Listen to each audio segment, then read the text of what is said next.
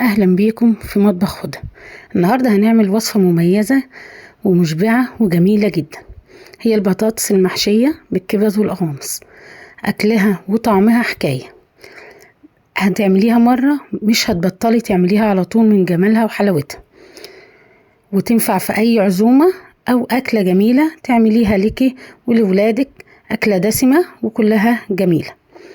هنحضر المقادير مع بعض ونبدأ نعملها مع بعض. جبت كيلو ونص بطاطس. انت اعملي الكمية اللي هتناسبك.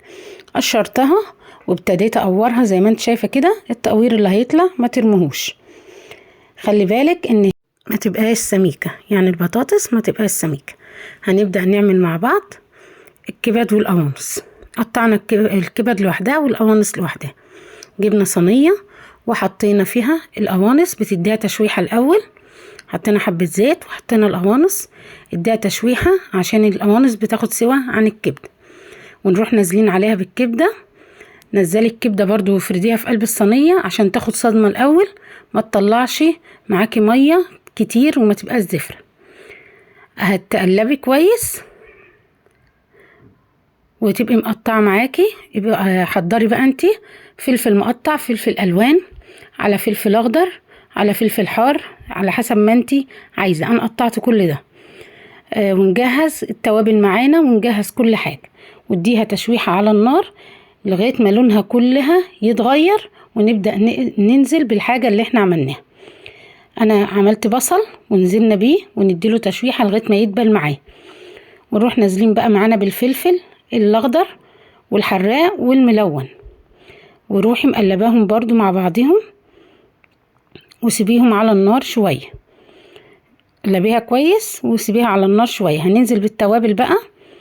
نص معلقة كمون، ونص معلقة بابريكا، وربع معلقة فلفل اسمر، ومعلقة من الملح، وواحدة مرقة دجاج. وابدأي قلبيها على النار، وابقي دوقي ملحها برضو وشوفيها واظبطيها معاكي. هننزل على بالقوطة. انا عاملة القوطة في الكبة عشان تنزل مية وتديكي صوص جميل. حطيت الطماطم ونبدأ نقلب بيها. كانت محتاجة حبة ملح، حطيت لها حبة ملح، وحطيت نص مج من المية. هنبدأ نقلي البطاطس اللي احنا قشرناها مع بعض. تحمر تروحي مقلباها، واول ما تحمر معاكي من ناحيتين تروحي شايلاها من الطاسة. حقيقي ريحة الحشوة اللي انا عاملاها جميلة قوي قوي قوي. اللي طلع بقى من قلب البطاطس مش هنرميه. حطيناه في الصينية من تحت، وحطينا عليه طبق كبير من الكبد والقوانص. وقلبي، وكل ما تحتاج حطي عليها. خليها من تحت مليانة كبد وقوانص. وهنبدأ نحشي البطاطس مع بعض كده. الحشوة ريحتها خطيرة خطيرة وجميلة قوي قوي. حشينا البطاطس، احشيها بالمعلقة كده وروحي مغطياها وحطاها. لو عندك جبنة موتزاريلا بقى وتحطيها على الوش هتودي الطعم في حتة تانية خالص.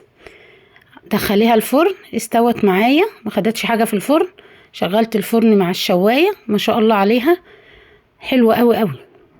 وهتبدأي تفرغي منها وحطي جنبها حبة رز وحبة سلطة بقى لو عاملة سلطة. الطعم حكاية. واللي هتاكلي اللي تحت البطاطس قبل البطاطس نفسها، يعني الخلطة اللي تحت البطاطس هتاكليها قبل البطاطس نفسها. وكده خلصت وصفتنا النهاردة، البطاطس المحشية بالكبد والقوانص. أكمل أكلة وأحلى أكلة. أنا بحب المخلل، فحط حاجة جنبها حرشة لأن بحب المخلل. وانت كليها زي ما انت عايزة. لو في وصفة عايزانا اعملها ما تنسيش تقوليلي عليها، وما تنسوش تعملوا لايك ومتابعة للقناة ومشاركة للفيديو لو عجبكم. والسلام عليكم ورحمة الله وبركاته.